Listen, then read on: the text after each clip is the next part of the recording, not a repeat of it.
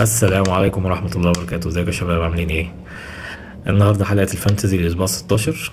هنتكلم على ازاي أفضل طريقة نستخدم بيها الخمس تغييرات المتاحة لكل فرقة في الفانتزي للأسبوع ده، تعويضا عن كأس الأمم الأفريقية. وبرضه هبقى موريكم شكل الفرقة بتاعتي وازاي انا استخدمت الخمس تغييرات. انا للأسف عملت خمس تغييرات وعملت ماينس فور كمان، لان انا سرعت في التغييرات واكتشفت ان مونوز مصاب، وانا بفكر اعمل البنش بوست. انا شايف انها ماتيريال كويس ان انت ده افضل اسبوع تستغل فيه البنش بوست بما انه عندك خمس تغييرات. فهتبقى فرصة حلوة للبنش بوست. لو استرجعنا كده الماتشات الاسبوع ده، ممكن نجيب مين؟ نجيب من الفرق الفايقة الفترة اللي فاتت، زي فولهام مثلا. فولهام عندك خيار في الدفاع اندرسون، في خط النص ممكن تجيب هاري ويلسون اكيد، وخيمينيز في الهجوم. انا اخترت زي ما انتم شايفين اندرسون وخيمينيز على حسب الفرقة عندي. تجيب برضو من ساندرلاند، فرقة من الفرق الرخمة اللي بتعرف تجيب نقط. عندك بالارد في الدفاع، ممكن تفكر فيه برضو من الحلول الكويسة. من الفرق اللي ماتشاتها حلوة برينتفورد، ممكن تجيب منهم حد في الدفاع زي فاندربرج. وفي خط النص وتارا، تستغل الصحوة اللي هم فيها وماتشاتهم السهلة. وطبعا تياجو في الهجوم اللي احنا ممكن نتكلم عليه قدام، برضو ممكن يبقى ماتيريال از ديفرنشال يعني في الخيارات الكابتن.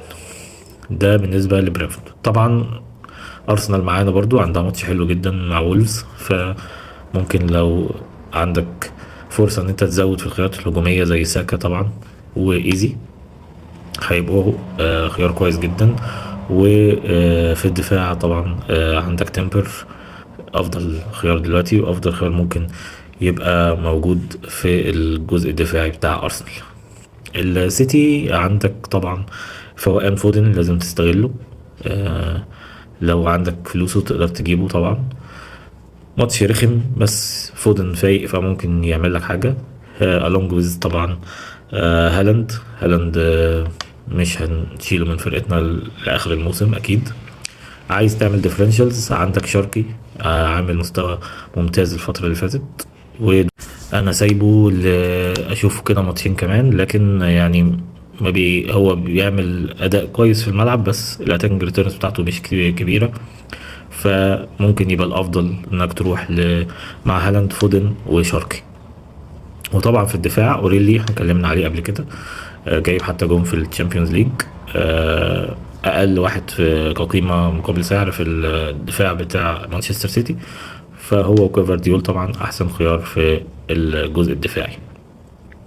دول اللعيبه اللي انا كنت عايز اقول لك عليهم، تجيب منهم خمسه خلال الاسبوع ده، تستغل بيهم الخمس خيارات اللي مديها لنا الفانتزي للاسبوع ده. لو رحنا للكابتن، زي ما انا اتكلمت ساكا وايزي، انا شايف ان دول احسن اختيارين للكابتن الاسبوع ده. وطبعا مش هتشيل من خياراتك هالاند. وبرضو كابتن الديفرنشال ممكن نروح لكول بالمر، عندهم ماتش كويس الاسبوع ده تشيلسي. فكول بالمر برضو ممكن يبقى اختيار ديفرنشال، وممكن تجيبه برضو من اللعيبة في خط النص لو معاك تمنه. فدول الخيارات اللي ممكن تبقى جيدة للكابتن الاسبوع ده. دي كانت حلقة سريعة للأسبوع ال16، اتكلمنا فيها على التغييرات الخمسة، وبرضو وريتكم شكل الفرقة بتاعتي واللي ممكن تعمل بيها بنش بوست.